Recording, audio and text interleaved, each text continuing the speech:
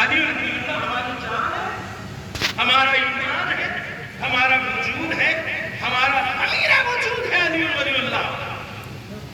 مگر آج آپ دیکھیں گے کہ یہ جتنے دشمن کے آلہ کار پہلے ہیں، نام نہیں لینا چاہتا، سب علی ولی اللہ کے نعرے کو اس طرح سے یوز کرتے ہیں کہ جیسے عام لوگ کم درجے کے مولا والے ہیں، ہم بڑے والے مولا ہیں۔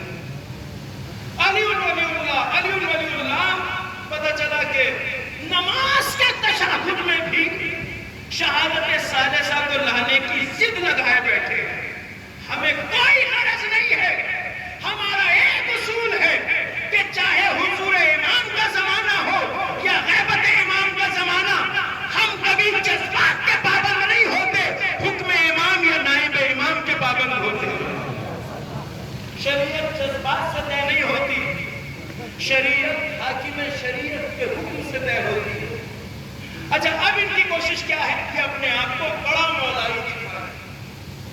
ہمارے جوان کے اوپر یہ تاثر ذہن میں بٹھاتے ہیں کہ ہم بڑے والے مولائی ہیں، آپ یوں ہی چھوٹے بڑے، کبھی بھی اپنے آپ کو چھوٹا مولائی والا نہ سمجھیے، یہ مت سمجھیے گا یہ زیادہ بڑے، کیونکہ کبھی کبھی نعرہ حق ہوتا ہے، آغا نعرہ حق ہوتا ہے مگر مقصد باطل ہوتا ہے۔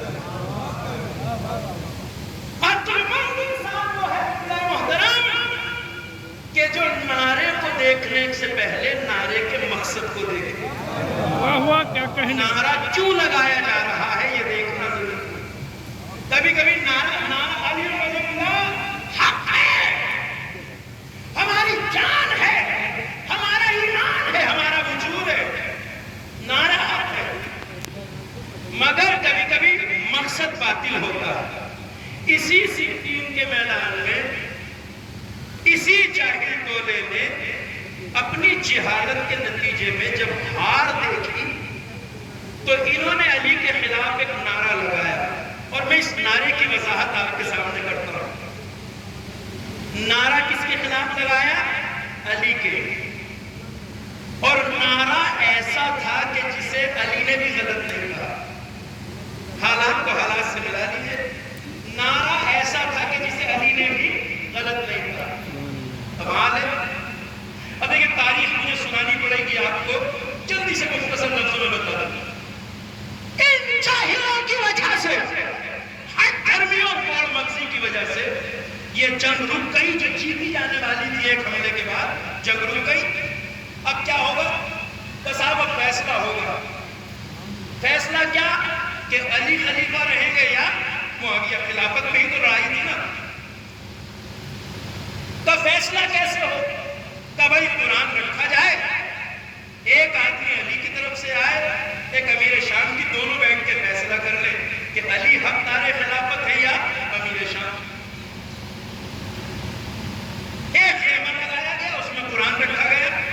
یہ تاریخ میں اس لیے سنانے پہ مجبور ہوں کہ یہ تاریخ کا دردناک ترین حصہ ہے، اسے سمجھنا بہت ضروری ہے۔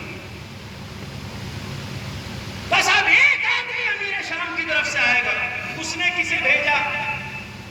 اس نے بھیجا اسی امریاس کو، جو بڑا چالاک، لومڑی صفت، بدکار، چال باز آدمی ہے تاریخ اسلام کا۔ امریاس کو اس نے بھیجا۔ علی نے کہا ہماری طرف سے مالک اشتر جائیں گے۔ دیکھیے کوڑ مغزوں کا مزاج پہچانیے یہاں سے، میں بہت ہلکی بات نہیں کر رہا ہوں، اہم بات آپ کے ذہن تک پہنچانا چاہتا ہوں۔ کوڑ مغزوں کا مزاج کیا ہے؟ تیاری نہیں، مالک اشتر کو نہیں، ہمیں نہیں بھجوانا مالک اشتر کو۔ آپ مالک اشتر کو بھیجنا چاہتے ہیں، مالک اشتر نہیں تھا، کیوں؟ کئی عالم مالک اشتر سخت مزاج ہے، مالک اشتر نہیں ہے۔ اچھا تمہاری ضد ہے کہ مالک کو نہ بھیجو تو ہمارے عاصم کو بھیج دو۔ ہمارے عاصم بابصیرت علی کا وہ صحابی جس کی بصیرت پر سلام کر دیا کائنات، تب میں ہمارے عاصم کو بھیجتا ہوں، کرنا نہیں، ہمارے عاصم بھی نہیں، وہ بھی سختی سے بات کرتے ہیں۔ تو پھر اب ان جاہلوں کا معیار دیکھیے، کہا کہ ہم چاہتے ہیں کہ آپ حضرت ابو موسیٰ اشعری کو بھیجیے۔ ابو موسیٰ اشعری کوفے کا پیش نماز ہے، محدث ہے، مفتی ہے اور قاضی ہے، صحابی رسول اللہ بھی ہے، مگر جاہل قسم کا ایک سادہ لو آدمی۔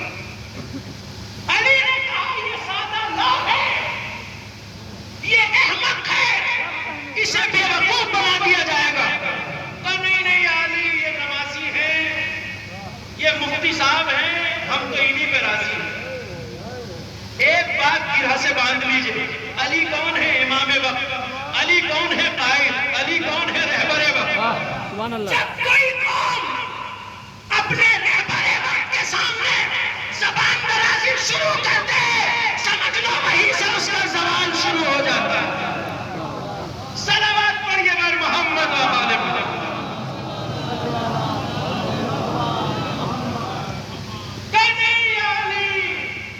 کبھی کبھی ہوتا ہے نا، بعض لوگ نمازی بڑے پکے ہوتے ہیں مگر عقل دھیلے کام کی نہیں ہوتی۔ ہمارے یہاں اسلام میں یہ کہا گیا ہے کہ کسی کی نماز روزے کی کثرت مت دیکھو، یہ دیکھو اس کے پاس شعور ہے یا نہیں، کیونکہ بہت سے نمازی ایسے ہوتے ہیں جو ہر بستی میں سارے فسادات کی جڑ بھی وہی ہوتے ہیں۔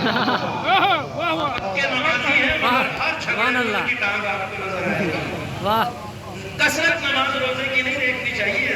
گھر میں عورتیں جمعرات کا کھانا جب کرتی ہیں تو خاص طور سے کہلواتی ہیں انہیں ضرور بلانا، وہ 5 وقتہ نمازی ہیں۔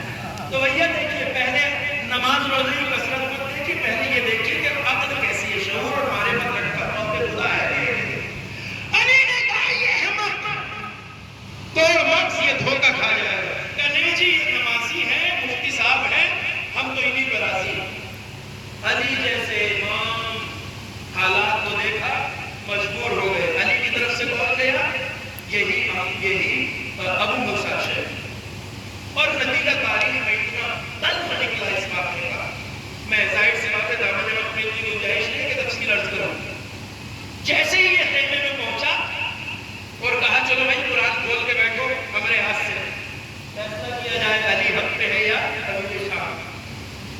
تو امر اعظم نے اسی چٹکیوں میں بے وقوف بنا دیا۔ ایک نسبی صاحب، آپ اتنے بڑے صحابی رسول، محدث، قاضی شہر، حضور قرآن کیا کروں گا؟ قرآن بند ہے، آپ کے سامنے میں قرآن میں کیا بات کروں گا؟ سیدھی سی بات ہے، جھگڑا علی اور امیر شام کے بیچ ہے نا، جھگڑا علی اور معاویہ کے بیچ ہے۔ تو ایسا ہے، چلیے سیدھا سیدھا فیصلہ کیوں نہ کر لیں؟ حضور آپ علی کی طرف سے آئے ہیں، میں معاویہ کی کہاں؟ تو ایسا ہے، آپ علی کو خلافت سے ہٹا دیجیے اور میں امیر شام کو ہٹا دیتا ہوں۔ جھگڑا چونکہ انہی کی وجہ سے ہے، اور امت میں چھوڑ دیتے ہیں جسے چاہے چن لے، جیسا پہلا چنا گیا۔ یہ چٹکیوں میں بے وقوف بن گیا۔ اس نے کہا یار بات تو تمہاری صحیح ہے، چلو ایسا ہی کرتے ہیں، جھگڑا ان دو کے بیچ ہے، ہٹاؤ دونوں کو، امت پہ چھوڑ دیں گے جسے چن لیں گے۔ آئے مجمع آپ میں، مجمع یہاں سے وہاں تک لشکر دونوں کہ چلیے کیا فیصلہ کیا؟ تو اس نے کہا امر اعظم چلو فیصلہ سناؤ۔ کہ نہیں مفتی صاحب، آپ صحابی رسول، آپ اتنے بڑے مفتی، یہ پھر ان پہ چڑھ گیا۔ تو حضور پہلے آپ کہا، یہ کھڑا ہوا اور اس نے یہ تاریخ کا دردناک بھی حصہ ہے، پڑھ کے آنے لگا۔ اس نے کہا میں علی کا نمائندہ ہوں، اس لیے جس طرح اپنی انگلی سے اس انگوٹھی کو الگ کر رہا ہوں، علی کو خلافت سے الگ کرتا ہوں۔ کہ چل اب تو بیان کر۔ امر اعظم آیا، اس نے بھی یہی کیا کہ طے ہم میں یہی ہوا ہے کہ جس طرح میں اپنی انگلی سے انگوٹھی کو الگ کر رہا ہوں، میں معاویہ کو خلافت سے الگ کرتا ہوں، مگر طے یہ پایا ہے کہ اب جس طرح میں انگلی کو انگوٹھی میں ڈال رہا ہوں، معاویہ کو خلافت دی جاتی ہے۔ ظاہر سی بات ہے، اندر کیا فیصلہ ہوا ہے کون جانے؟ وہاں شور مچنے لگا اور دونوں لشکروں میں ہنگامہ مچ گیا۔ یہ کیسا فیصلہ؟ اب جب ان جاہلوں کو یہ احساس ہوا کہ ہم نے علی کے سامنے ضد کر کے معاملے کو کتنا خراب کر دیا ہے، تو انہوں نے ایک ضد پکڑ لی۔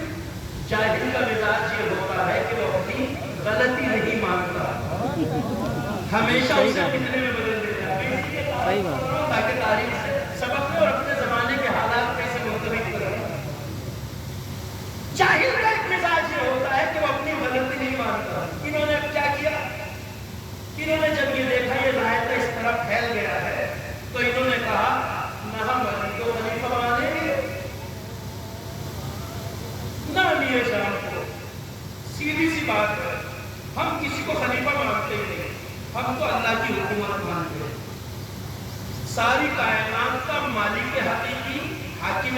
اصلی اللہ ہے، ساری کائنات کی اصلی حکومت اللہ کی ہے۔